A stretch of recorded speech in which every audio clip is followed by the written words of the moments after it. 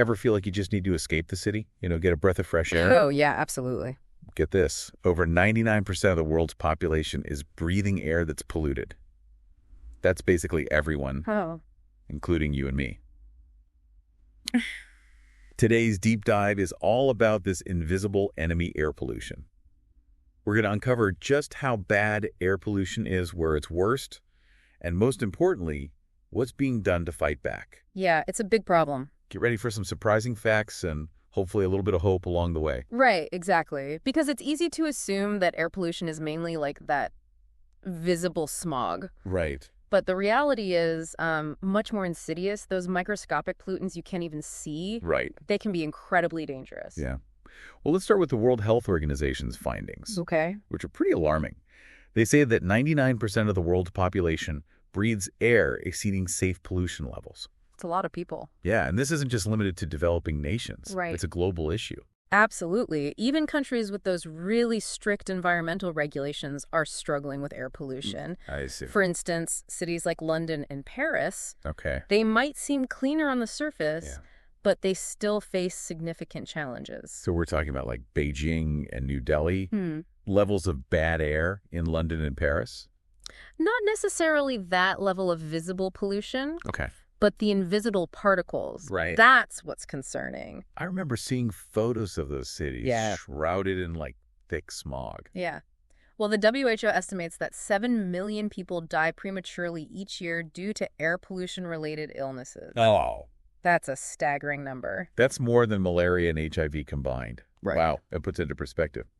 This source mentions tiny particles called PM2.5, Okay. which are small enough to enter our bloodstream. Oh, wow. And it connects them to serious health problems like stroke, lung cancer, heart disease, and even dementia.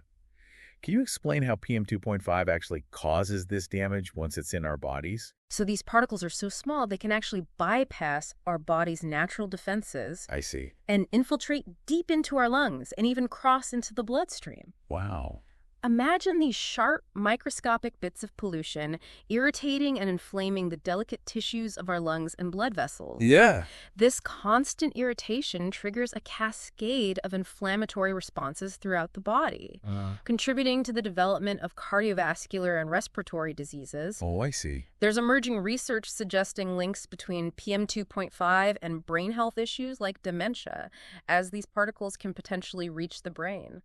It's a scary thought that something we can't even see Right. can have such a profound impact on our health. Yeah. And this source dives into how air pollution disproportionately affects vulnerable populations, Okay. especially in regions like Africa. Yes, and it's a significant concern. Children, with their developing lungs, are highly susceptible to the damaging effects of air pollution. Right. In many parts of Africa, it's a leading cause of death in children under 5. Lagos, Nigeria, for instance, often experiences pollution levels exceeding safe limits by tenfold. That's intense. Rapid urbanization, outdated industrial practices, and the reliance on solid fuels like kerosene and wood for cooking all contribute to this problem. It's disheartening to hear about these extreme levels of pollution. And it's not just human health at stake, right? What's not? The source explains how air pollution impacts ecosystems, climate change, and even food production. Crops, forest, wildlife, they're all affected. Exactly. We often overlook the interconnectedness of our environment. Air pollution doesn't exist in isolation. Right. Think of a coral reef. Increasing CO2 levels in the atmosphere lead to ocean acidification, which weakens and destroys these delicate ecosystems. It's a stark visual reminder that air pollution has far-reaching consequences. That image of a dying coral reef really paints a bleak picture. Yeah, it does. It makes you realize that this isn't just about breathing easier. Right. It's about the health of the entire planet. It can feel kind of overwhelming, when we look at the scale of this problem. It's easy to get discouraged, for sure. Yeah. But it's crucial to remember that solutions are being developed and implemented worldwide. That's right. The source highlights a range of approaches making a real difference. Policy and regulation, for example, have been quite successful in some places. I know you follow this topic closely. I do. So you're probably familiar with the European Union's Clean Air Directive? Yes. It's helped lower pollution levels significantly across the EU. The EU's Clean Air Directive has indeed been instrumental in tackling emissions across Europe, and it's a great example of how effective regulations can drive positive change.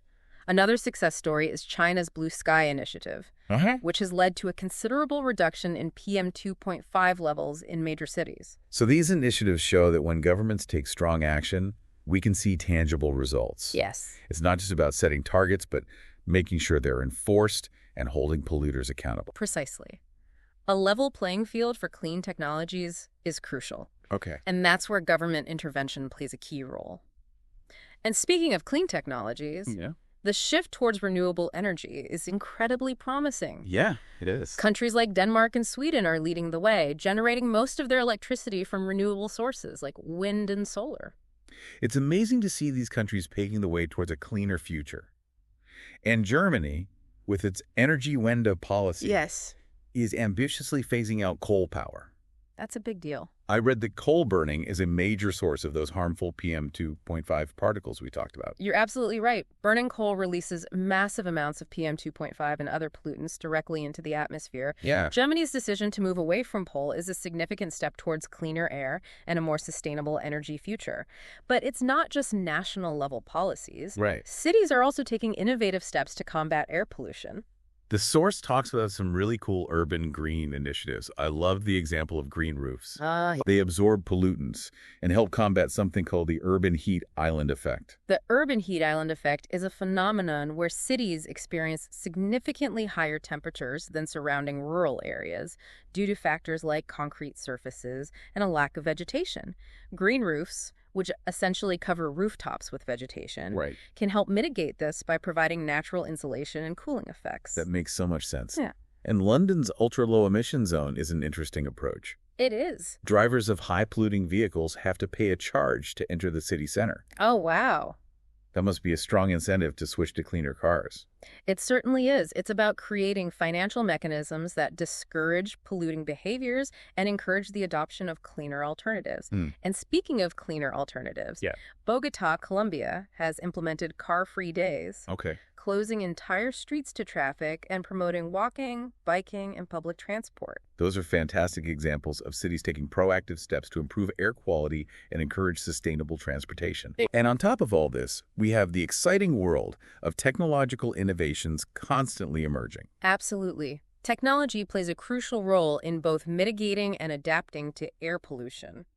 I was particularly fascinated by those smog-eating buildings mentioned in the source. Yeah. They actually absorb pollutants from the air. These buildings often utilize special materials and architectural designs to capture and neutralize pollutants. Cool. And then we have advancements in air filtration systems that can purify indoor air. Right. Which is particularly important considering we spend so much of our time indoors. Right. We often forget about indoor air quality. We do. But it's just as important as outdoor air quality. Yeah. And of course, we can't forget the electric vehicle revolution. Norway is a prime example of a country embracing electric vehicles. Yeah. Over 80% of new car sales there are electric. This transition to electric mobility is a significant step towards reducing transportation-related emissions. It's clear that technology is playing a vital role in the fight for cleaner air. But it's not just about governments and technology, right? Yeah. The source emphasizes the importance of individual actions. Absolutely.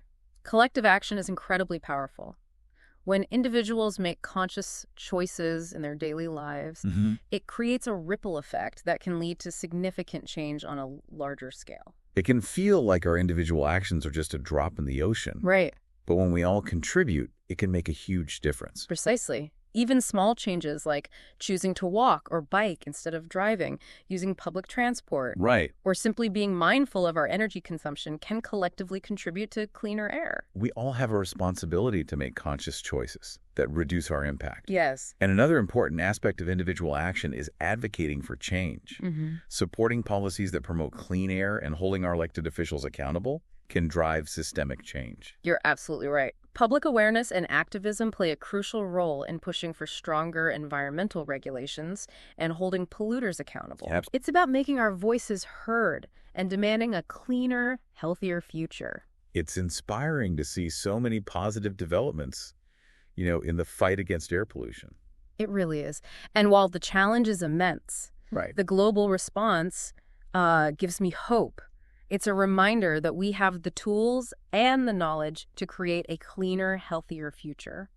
This source actually highlights a remarkable success story. Oh. Los Angeles. Okay. It once had some of the worst air pollution in the world. I can imagine. But through decades of effort, they've made significant progress in improving their air quality. Wow, that's encouraging. Los Angeles is a perfect example of how even a city grappling with severe air pollution can turn things around. Right. It demonstrates that with sustained commitment from policymakers, industries, and citizens, real change is possible. It's amazing what they've been able to accomplish. It really is. Their journey offers valuable lessons for cities worldwide facing similar challenges. It's a powerful reminder that we can't afford to be complacent. No, we can't. Air pollution isn't an insurmountable problem. No, it's not. Los Angeles proves that change is within reach.